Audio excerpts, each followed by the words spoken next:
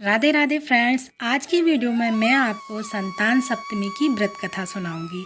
भाद्रपद माह के शुक्ल पक्ष की सप्तमी को संतान सप्तमी के नाम से जाना जाता है। इस दिन संतान सप्तमी का व्रत किया जाता है। माताएं ये व्रत संतान के सुख और अच्छे स्वास्थ्य और उत्तम भविष्य के लिए कामना करती हैं और संतान प्राप्ति के लिए भी ये व्रत किया जाता है। संतान सप्तमी की पूजा के बाद कथा सुनने का महत्व होता है। तो कथा प्रारंभ करने से पहले हमें एक लोटा जल ले लेना है और अपने सीधे हाथ में कुछ पुष्प और चावल के दाने ले लेंगे। तो कथा प्रारंभ करते हैं। लोमेश ऋषि द्वारा सुनाई गई संतान सप्तमी की व्रत कथा। अयोध्या के राजा नहुस, उसकी पत्नी का नाम चंद्रमुखी था। चंद्रमुखी की एक सहेली थी जिसका नाम रूपमती था। वो नगर के ब्राह्मण की पत्नी थी। दोनों ही सखियों में बहुत ही अधिक प्रेम था। एक बार वे दोनों सरयू नदी में स्नान करने के लिए गईं। वहाँ पर बहुत सारी स्त्रियां संतान सप्तमी व्रत रख रही थीं। उसकी कथा सुनकर इन दोनों सखियों ने भी पुत्र प्राप्ति के लिए इस व्रत को करने का निश्चय किया। लेकिन घर आकर वे दोनों भूल गईं। कुछ समय बाद दोनों की मृत्यु हो गई और दोनों ने पशु योनि में जन्म लिया। कई जन्मों के बाद दोनों ने मनुष्य योनि में जन्म लिया। इस जन्म में चंद्रवती का नाम ईश्वरी एवं रूपमती का नाम भूषणा था। ईश्वरी राजा की पत्नी एवं भूषणा ब्राह्मण की पत्नी थी। इस जन्म में भी दोनों में बहुत अधिक प्रेम था। इस जन्म में भूषणा को पूर्व जन्म की कथा याद थी, इसलिए उसने संतान सप्तमी का व्रत किया। इसके प्रताप से उसे 8 पुत्र की प्राप्ति हुई। लेकिन ईश्वरी ने इस व्रत का पालन नहीं किया, इसलिए उसके कोई संतान नहीं थी। इस कारण उसे भूषणा से ईर्ष्या होने लगी।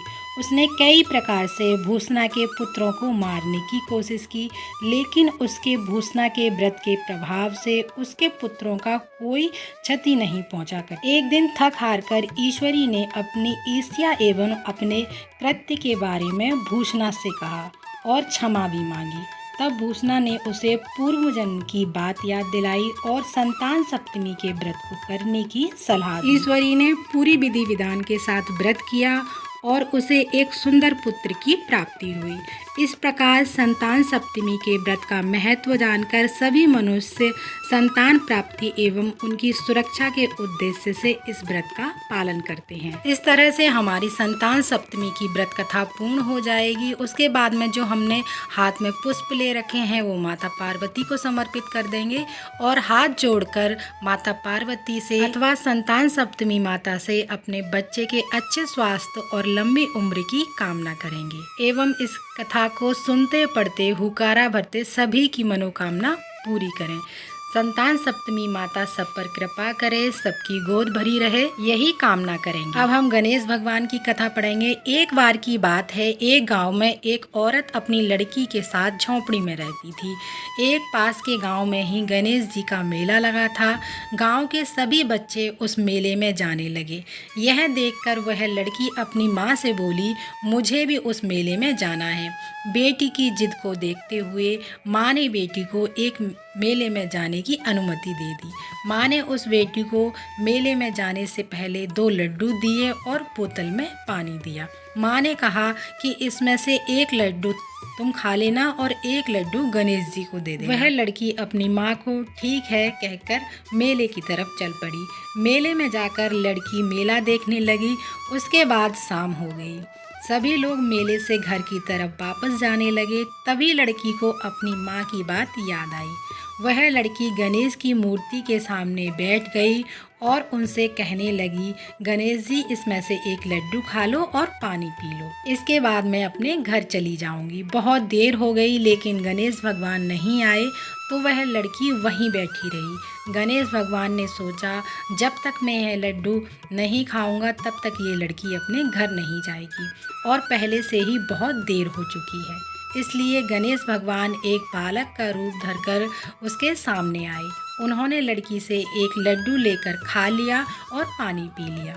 इसके बाद गणेश भगवान उस लड़की से बोले कि तुम्हारी जो इच्छा हो सो मांग लो। लड़की मन ही मन सोच रही थी कि अब मैं गणेश भगवान से क्या मांगूं, महंगे कपड़े मांगूं या फिर धन मांगूं, क्या मांगूं। वह ये सब सोच ही रही थी। गणेश भगवान को उनके मन की बात पता चल जाती है। गणेश भगवान लड़की से कहते हैं, तुम अब अपने घर जाओ, तुमने जो सोचा है वह पूरा हो जाएगा। इसके बाद वह लड़की अपने घर चली गई।